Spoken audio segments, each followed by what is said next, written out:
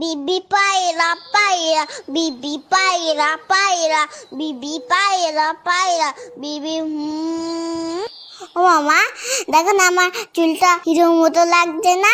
হ্যাঁ তো, তবে বাবান চুলটা আরেকটু কাটিয়ে নিয়ে আসি চল, তাহলে পারফেক্ট হিরো লাগবে।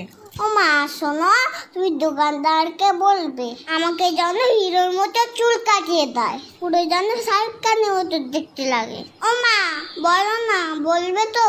বলবে না তো?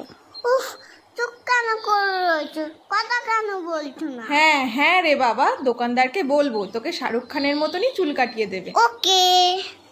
কি বৌদি, কেমন আছেন? খবর সব ভালো তো? হ্যাঁ দাদা ভালো। আরে বাবান, কেমন আছো? হ্যাঁ ভালো আছি, তবে আমার কিন্তু হিরোর মতো চুল কেটে দিতে হবে।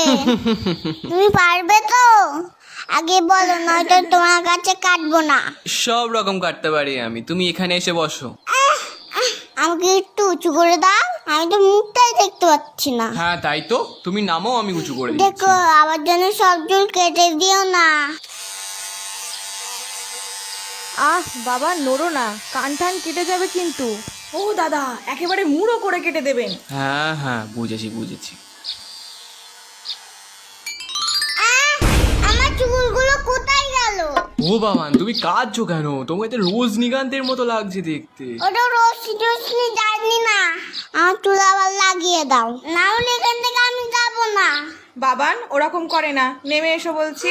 আমার দেখো আমাকে টাক করে দিচ্ছে, তুমি আঙ্কেলকে বকো, ভুগবে না। শোন, টাক হয়েছিস তো কি হয়েছে, ও আবার দুদিনে চুল গজিয়ে যাবে, তাছাড়া তো তোর হিরোর মতনই লাগছে। ঠিক আছে ঠিক আছে, টাক যখন হয়ে গেছি তাহলে চকলেট দাও। এই তো বাবান, ভালো ছেলে, বাহ বাহ। তুমি চুপ করো, তোমার দেখুন আর কখনো চুল কাটতে আসে না।